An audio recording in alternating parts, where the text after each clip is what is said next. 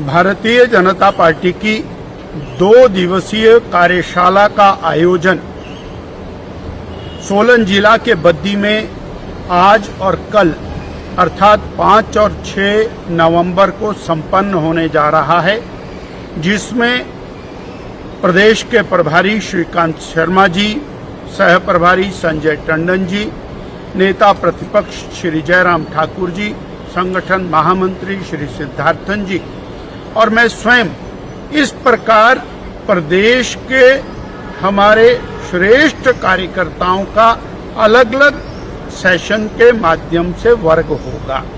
पहला वर्ग युवा मोर्चा, महिला मोर्चा, किसान मोर्चा, अनुसूचित मोर्चा, ट्राइबल मोर्चा, अल्पसंख्यक मोर्चा, इस प्रकार जो हमारे 7 मोर्चे हैं, उन मोर्चों को चाक चौबंद करते हुए समाज के प्रत्येक वर्ग में भारतीय जनता पार्टी हमारा विचार उसका विस्तार करने की योजना को लेकर हमारा पहला सेशन संपन्न होगा।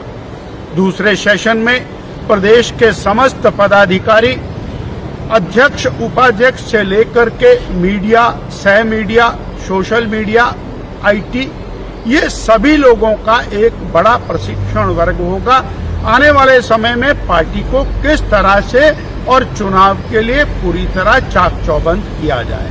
और अगले कल 6 तारीख को हमारे अलग अलग जो प्रकोष्ठ हैं, जो विभिन्न प्रकार के वर्गों में समाज में काम करने के लिए बनाए गए हैं, उन सभी प्रकोष्ठों का एक विशिष्ट वर्ग होगा। हम समाज में कैसे एंटर करें, कर्मचारियों में, पूर्व कर्मचारियों में, वरिष्ठ नागरिकों में, पूर्व अध्यापकों में, इसी प्रकार हम व्यापारियों में, समाज के अलग अलग वर्गों में किस प्रकार से भारतीय जनता पार्टी के कार्य का विस्तार हो, उसकी संपूर्ण योजना। अर्थात यूं कहा जाए कि ये 2 दिन की कार्यशाला के साथ आने वाले चुनाव के लिए हम टेक ऑफ की तैयारी के ऊपर आ गए हैं। हमारा बूथ लेवल से लेकर प्रदेश तक का संगठन वो पूरी तरह से चाक चौबंद हो चुका है। और ये यूं कि 3 साल पहले झूठ, फरेब और धोखे का एक आवरण ओढ़कर सत्ता में कांग्रेस पार्टी आई और 3 साल से उन्होंने बेरोजगार युवकों को, हमारी बहनों को, माताओं बुरी तरह से त्रस्त किया, ठगा। वो बेरोजगार युवा जिसको 1 लाख सरकारी नौकरी देने का वायदा, गारंटी इन्होंने पहली कैबिनेट में की थी, 5 लाख रोजगार देने की बात की थी, आज एक भी व्यक्ति को रोजगार नहीं मिला।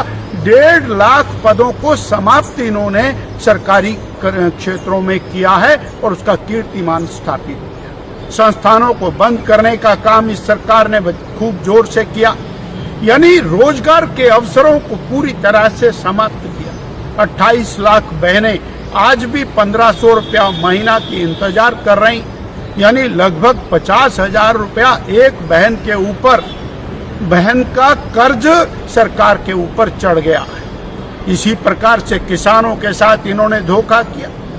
बड़ी मात्रा में लोन लेने के बाद, कर्ज लेने के बाद भी हिमाचल प्रदेश का विकास पूरी तरह से ठप हो गया। सारी सड़कें टूटी हुई हैं, पेयजल योजनाएं टूटी हुई हैं। आपदा का प्रबंधन जिस और गलत तरीके से किया गया, हजारों परिवार आज भी बेघर होकर के बैठे हुए हैं। आपदा प्रबंधन के अंदर भाई भतीजावाद, सरकार के संचालन में भाई भतीजावाद, यूं कहा जाए कि ये सरकार आज तक के इतिहास की सबसे निकम्मी सरकार है। उसको पूरी तरह उखाड़ फेंकने के लिए भारतीय जनता पार्टी इन 2 दिन की कार्यशाला में अपने आप को चाक चौबंद करने की तैयारी कर